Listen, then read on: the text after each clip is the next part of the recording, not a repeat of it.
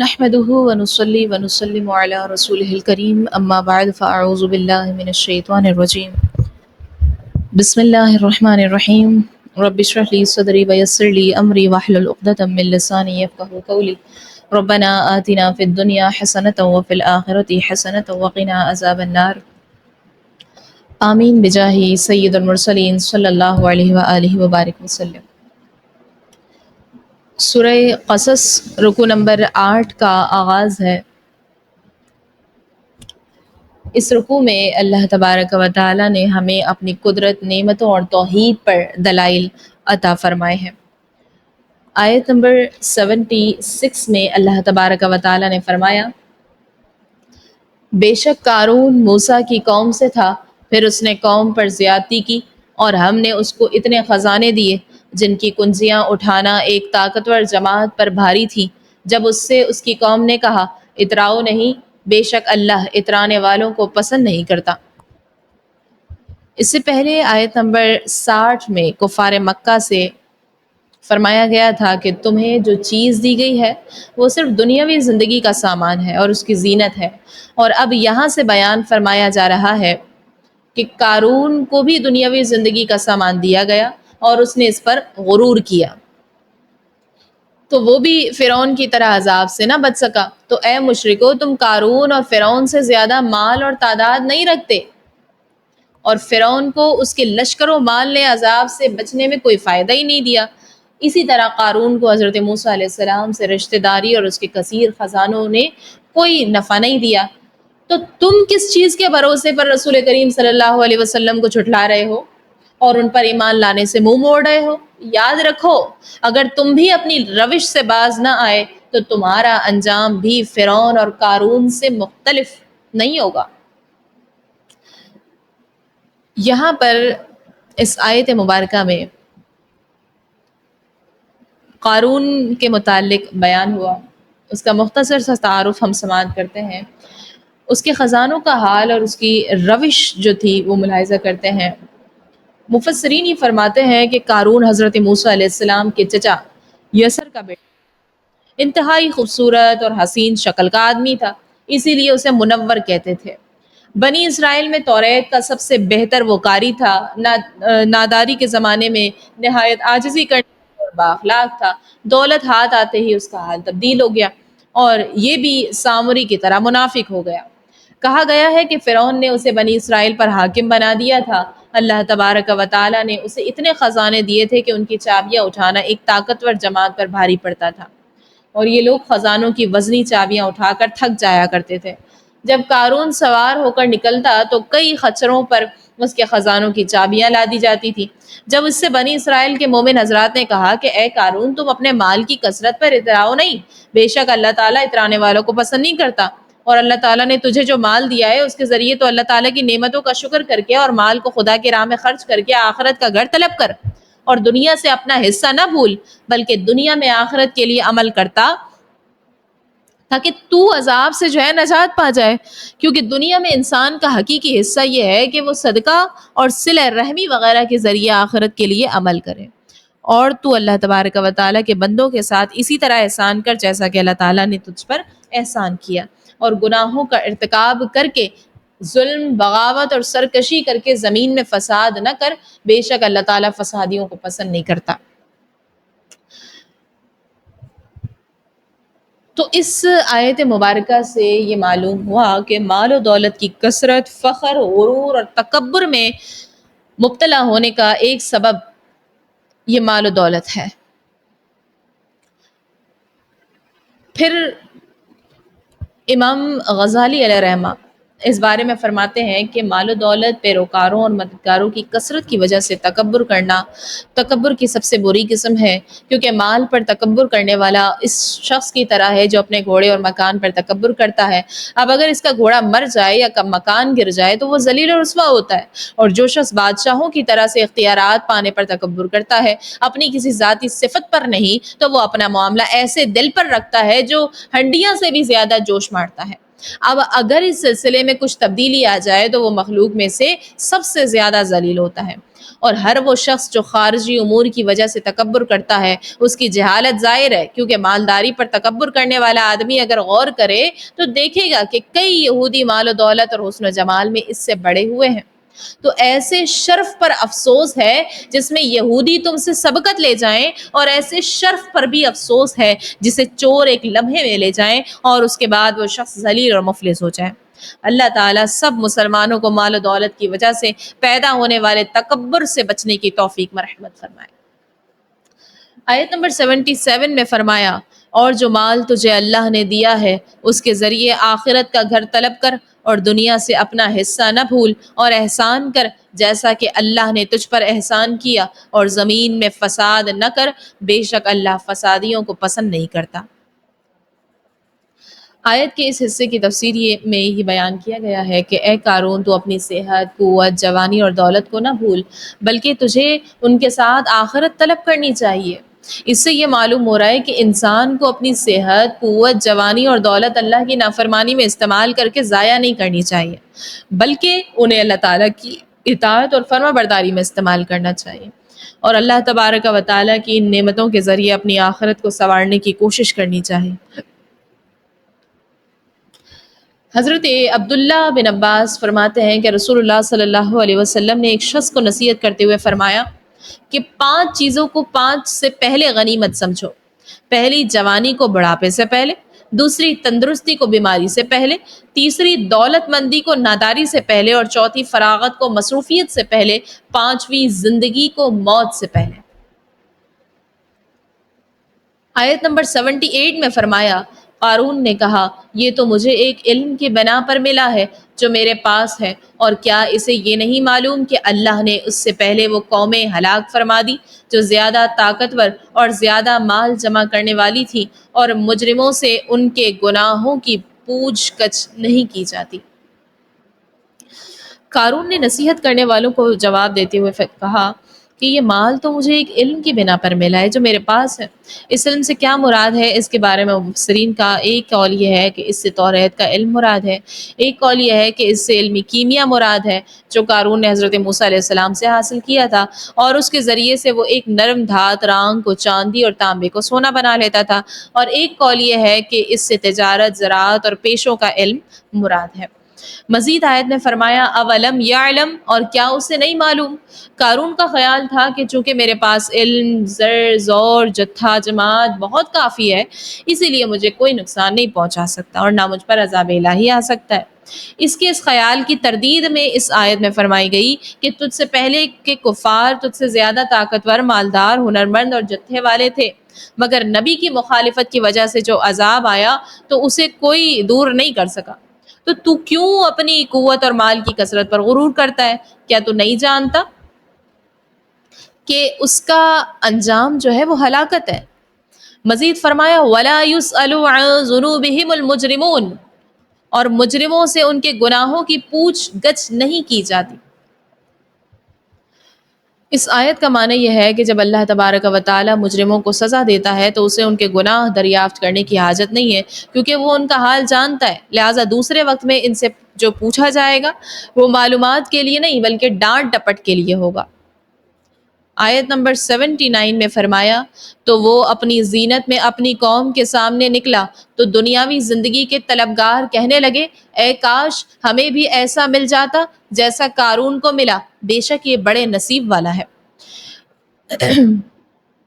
منقول ہے کہ ایک مرتبہ ہفتے کے دن قارون بہت جاہ و جلال سے اس طرح نکلا کہ خود سونے کی زین ڈالے ہوئے سفید رنگ کے خچر پر ارغوانی جوڑا پہنے سوار تھا، اور اس کے ساتھ ہزاروں لونڈی غلام زیوروں سے آراستہ، ریشمی لباس پہنے سجے ہوئے گھوڑوں پر سوار تھے۔ جب لوگوں نے اس کی زینت کو دیکھا تو ان میں سے جو دنیا میں رغبت رکھتے اور دنیاوی زندگی کے طلبگار تھے وہ کہنے لگے کہ اے کاش ہمیں بھی ایسی شان و شوکت اور مال و دولت مل جاتی جیسی قارون کو دنیا میں ملی ہے، بے شک یہ بڑی نصیب والا ہے۔ اور مفسرین فرماتے ہیں کہ یہاں دنیا میں رغبت رکھنے والوں سے بنی اسرائیل کے مسلمان مراد ہیں۔ ان کی یہ تمنا بشری تقاضے سے تھی اور یہ کفر یا گناہ کبیرہ نہیں ہے۔ اور خیال رکھیں کہ دنیاوی نعمتوں میں غبطہ کرنا، یعنی کسی کی دولت وغیرہ پر اس کے زوال کی خواہش کے بغیر رشک کرنا، خواہش کے بغیر رشک کرنا، اس میں برابری کی تمنا کرنا بھی اس صورت میں منع ہے کہ جبکہ دنیا یا مال کی محبت کے طور پر ہو۔ اگر ایسا نہیں ہے تو یہ تمنا جائز ہے۔ حسد یعنی یہ تمنا کرنا کہ دوسرے سے نعمت زائل ہو جائے، اسے مل جائے، تو یہ مطلقاً حرام ہے۔ آیت نمبر 80 میں فرمایا، اور جنہیں علم دیا گیا تھا انہوں نے کہا تمہاری خرابی ہو، اللہ کا ثواب بہتر ہے اس آدمی کے لیے جو ایمان لائے اور اچھے کام کرے، اور یہ انہیں کو دیا جائے گا جو صبر کرنے والے ہیں۔ یعنی بنی اسرائیل کے علماء جو کہ آخرت کے احوال کا علم رکھتے اور دنیا سے بے رغبت تھے، انہوں نے تمنا کرنے والوں سے کہا کہ اے دنیا کے طلبگارو، تمہاری خرابی ہو، جو آدمی ایمان لائے اور اچھے کام کرے اس کے لیے آخرت میں اللہ کا ثواب اس دولت سے بہتر ہے جو دنیا میں قارون کو ملی، اور یہ انہی کو ملتا ہے جو صبر کرنے والے ہیں۔ یعنی نیک عمل کرنا صبر کرنے والوں ہی کا حصہ ہے، اور اس کا ثواب وہی پاتے ہیں۔ تو معلوم ہوا کہ دنیا داروں کی دنیا کو لالچ کی نظر سے دیکھنا اور انہیں ملنے والی دنیا کی تمنا کرنا غافل لوگوں کا کام ہے، جبکہ اہل علم حضرات دنیا سے بے رغبت رہتے ہیں، آخرت میں ملنے والے ثواب پر نظر رکھتے اور یہ ثواب پانے کی امید رکھتے ہوئے نیک اعمال کرتے اور گناہوں سے باز رہتے ہیں، اور اس کے ساتھ ساتھ دوسروں کو بھی دنیا کے عیش و عشرت کے حصول کی تمنا کرنے کی بجائے اخروی ثواب پانے کے لیے کوششیں کرنے کی طرف راغب کرتے ہیں۔ تو لہٰذا عام لوگوں کو یہ چاہیے کہ ایسی غفلت کا شکار ہونے سے بچیں، اور اہل علم لوگ جو ہیں وہ ان کو چاہیے کہ خود بھی زہد و تقویٰ کے پیکر بنیں اور عوام کو بھی اپنی اصلاح کی طرف راغب کرنے کی کوشش کریں۔ اللہ ہمیں عمل کی توفیق نصیب کر دے۔ آیت نمبر 81 میں فرمایا، تو ہم نے اسے اور اس کے گھر کو زمین میں دھسا دیا، تو اس کے پاس کوئی جماعت نہ تھی جو اللہ کے مقابلے میں اس کی مدد کرتی، اور نہ وہ خود اپنی مدد کر سکا۔ ارشاد فرمایا کہ ہم نے قارون اور اس کے گھر کو زمین میں دھسا دیا، تو اس کے پاس کوئی جماعت نہیں تھی جو اللہ کے مقابلے میں اس سے عذاب دور کر کے اس کی مدد کرتی، اور نہ ہی وہ حضرت موسیٰ علیہ السلام سے بدلہ لے سکا۔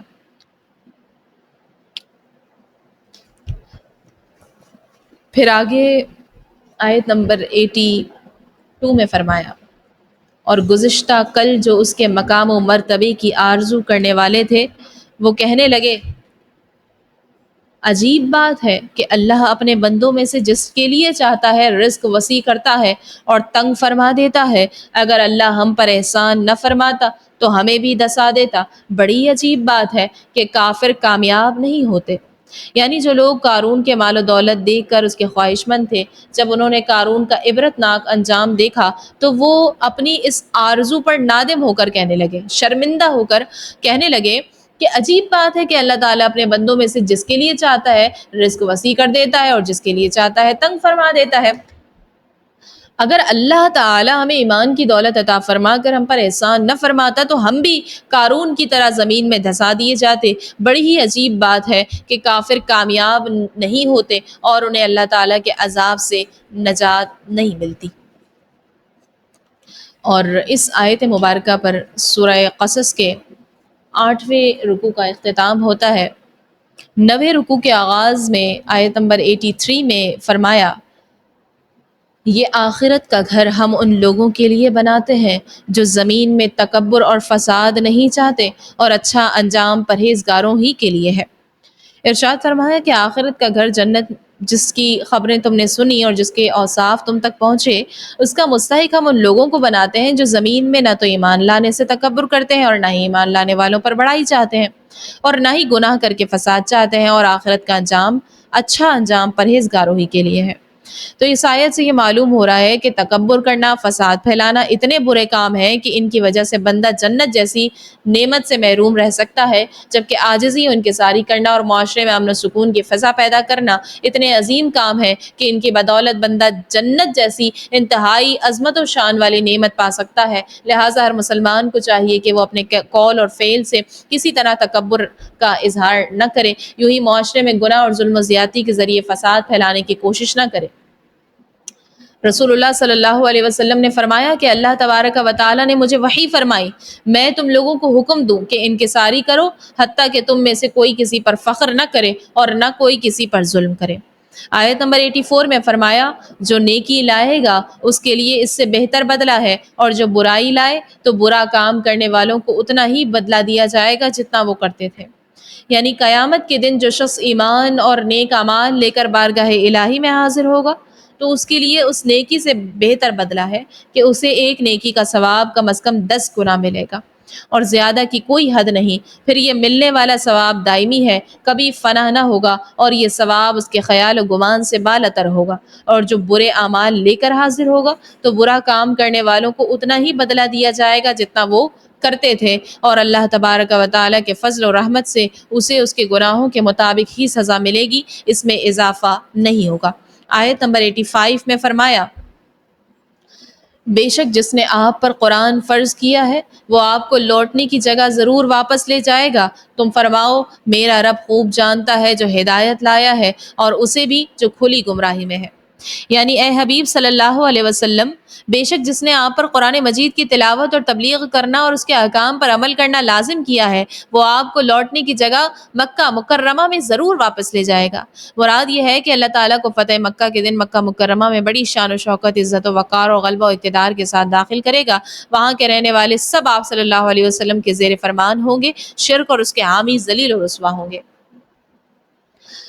یہ آیت کریمہ جوفہ کے مقام پر اس وقت نازل ہوئی جب رسول اللہ صلی اللہ علیہ وسلم مدینہ منورہ کی طرف ہجرت کرتے ہوئے وہاں پہنچے اور آپ کو اپنے اور اپنے آباء کی ولادت گاہ مکہ مکرمہ کا شوق ہوا، تو حضرت جبرائیل علیہ السلام آئے اور انہوں نے عرض کیا کہ کیا حضور کو اپنے شہر مکہ مکرمہ کا شوق ہے؟ تو آپ نے فرمایا کہ ہاں۔ انہوں نے عرض کی کہ اللہ تبارک و تعالیٰ فرماتا ہے، بے شک جس نے آپ پر قرآن فرض کیا ہے وہ آپ کو لوٹنے کی جگہ ضرور واپس لے جائے گا۔ پھر آگے اگلی آیت مبارکہ آیت نمبر 86 میں فرمایا، اور تم امید نہ رکھتے تھے کہ تمہاری طرف کوئی کتاب بھیجی جائے گی، لیکن تمہارے رب کی طرف سے رحمت ہے، تو تم ہرگز کافروں کا مددگار نہ ہونا۔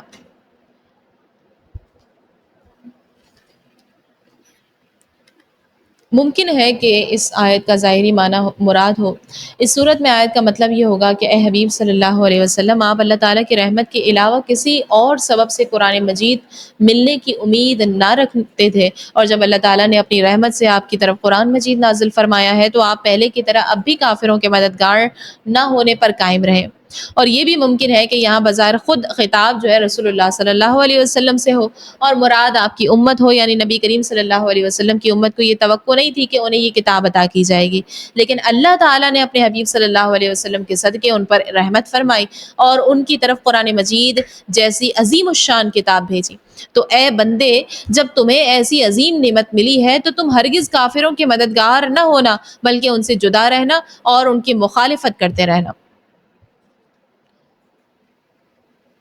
پھر آگے آیت نمبر 87 میں فرمایا، اور ہرگز وہ تمہیں اللہ کی آیتوں سے نہ روکے اس کے بعد کہ وہ تمہاری طرف نازل کی جا چکی ہیں، اور اپنے رب کی طرف بلاؤ اور ہرگز شرک والوں میں سے نہ ہونا۔ ارشاد فرمایا کہ جب اللہ تعالیٰ کی آیتیں تمہاری طرف نازل ہو چکی ہیں تو اس کے بعد ہرگز تم قرآن مجید کے معاملے میں کفار کی گمراہ کن باتوں کی طرف توجہ نہ کرنا اور انہیں ٹھکرا دینا، اور تم مخلوق کو اللہ کی وحدانیت پر ایمان لانے اور اس کی عبادت کرنے کی طرف دعوت دو، اور ہرگز شرک کرنے والوں کی مدد اور موافقت کر کے ان میں سے نہ ہونا۔ حضرت عبداللہ بن عباس فرماتے ہیں کہ یہ خطاب ظاہر میں نبی کریم صلی اللہ علیہ وسلم کو ہے اور اس سے مراد مومنین ہے۔ آیت نمبر 88 میں فرمایا، اور اللہ کے ساتھ دوسرے خدا کی عبادت نہ کر، اس کے سوا کوئی معبود نہیں، اس کی ذات کے سوا ہر چیز فانی ہے، اسی کا حکم ہے اور اسی کی طرف تم پھیرے جاؤ گے۔ یعنی اے حبیب صلی اللہ علیہ وسلم، جس طرح آپ پہلے بھی اللہ تعالیٰ کی ہی عبادت کر رہے تھے، اسی طرح آئندہ بھی کرتے رہیں اور اسی پر قائم رہیں، کیونکہ اللہ تعالیٰ کے سوا اور کوئی عبادت کا مستحق نہیں ہے، اور اس کے معبود ہونے کی ایک دلیل ہے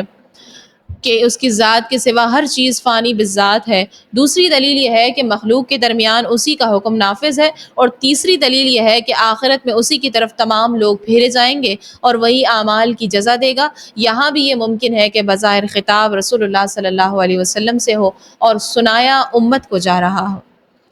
اور اس آیت مبارکہ پر سورہ قصص کا اختتام ہوتا ہے، اور اس سورہ مبارکہ کا اختتام ایک سبق پر ہو رہا ہے۔ دنیا کی ظاہری چمک دمک، جاہ و جلال، مال و دولت سب کچھ عارضی ہے، اصل کامیابی صرف اسی کی ہے جو ایمان اور اچھے عمل کے ساتھ اللہ کی رضا کی طرف بڑھتا ہے۔ قرآن ہمیں سکھاتا ہے کہ دنیا صرف ایک گزرگاہ ہے، اصل منزل آخرت ہے، اور یہی بات اس سورت کے آخر میں بار بار اجاگر ہوتی ہے۔ آخر میں اللہ تعالیٰ سے ہم دعا کرتے ہیں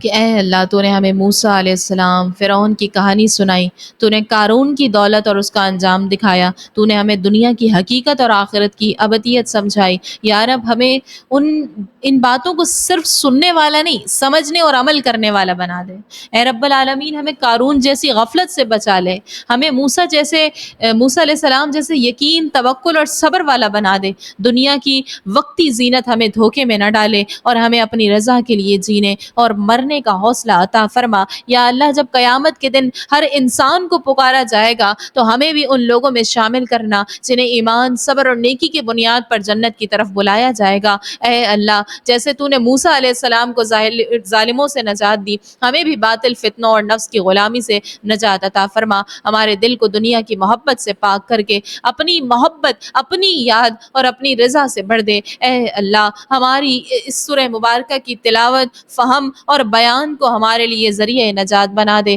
اور اسے ہمارے نامہ اعمال میں نور، برکت اور مغفرت کا ذریعہ بنا دے۔ آمین یا رب العالمین، بجاہ سید المرسلین صلی اللہ علیہ وسلم، وما علینا الا البلاغ المبین۔